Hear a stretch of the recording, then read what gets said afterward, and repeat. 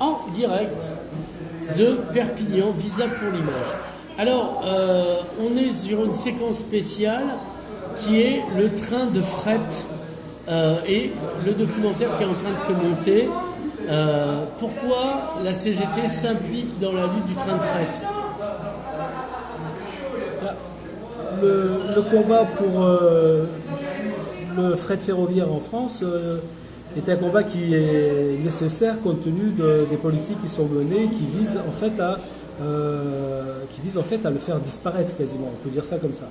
Et d'ailleurs, de ce point de vue, la lutte pour le train des primeurs Perpignan-Rungis est une lutte tout à fait exemplaire s'agissant du fret ferroviaire. Nous, on considère qu'effectivement, il nous faut mobiliser, sensibiliser le plus de monde possible pour faire pression sur le gouvernement qui est un adepte du double langage.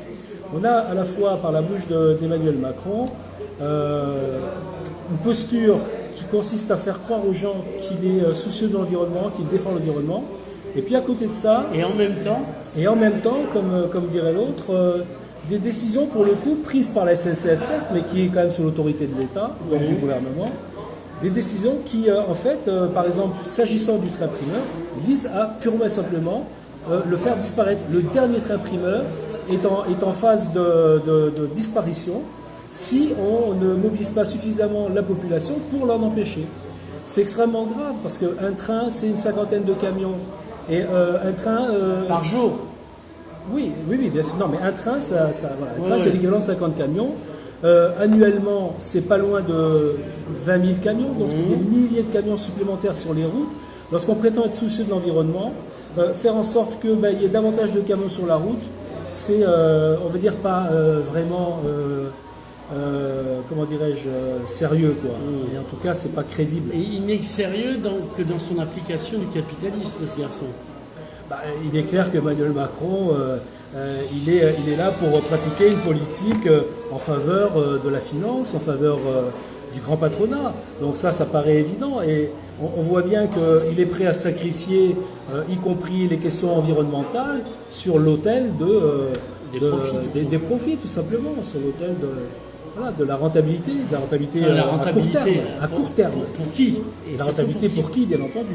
Parce que, sans vouloir revenir au camarade Marx, avec la plus-value et l'épisode de l'obélisque, finalement, celui qui retire le bénéfice d'avoir redressé l'obélisque, c'est le capitaliste, alors ce sont 20 ouvriers qui sont mis ensemble pour la redresser. Oui, bon...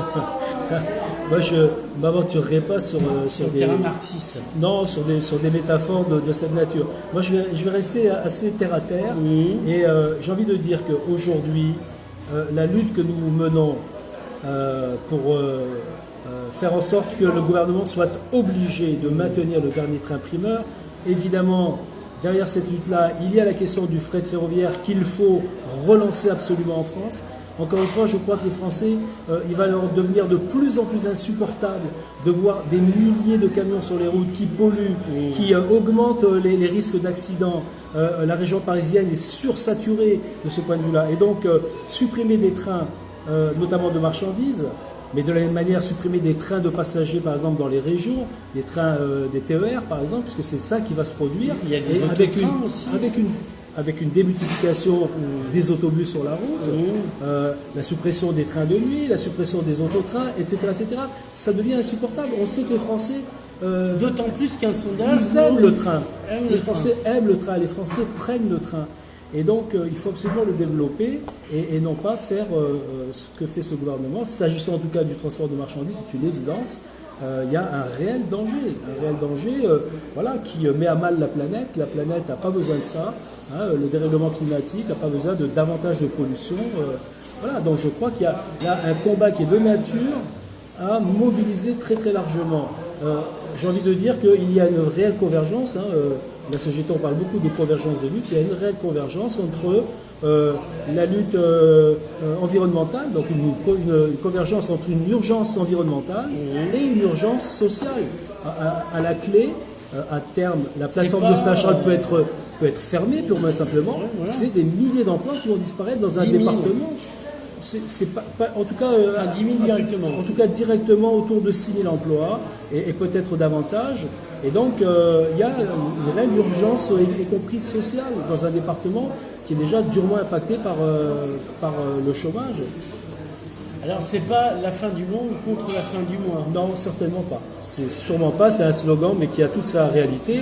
C'est pas, il faut surtout pas évidemment opposer pour nous la fin du monde et la fin du mois. Et d'ailleurs, beaucoup de nos concitoyens, et quelle que soit leur appartenance idéologique, j'ai envie de dire, quelle que soit leur appartenance à une organisation syndicale ou associative en défense de l'environnement, par exemple, je crois que les gens ont compris aujourd'hui qu'il ne s'agit pas du tout d'opposer l'urgence sociale, comme je l'ai dit tout à l'heure, et l'urgence climatique. Il ne s'agit pas d'opposer la fin du mois à la fin du monde. C'est clair. Mais ces deux combats-là se rejoignent. Et je suis d'accord avec toi, Nicolas, in fine, on voit bien qu'il faut se sortir de cette logique mortifère imposée par le système capitaliste. Eh bien, Jean-Claude Zaparti, merci. C'est moi qui te remercie, Nicolas.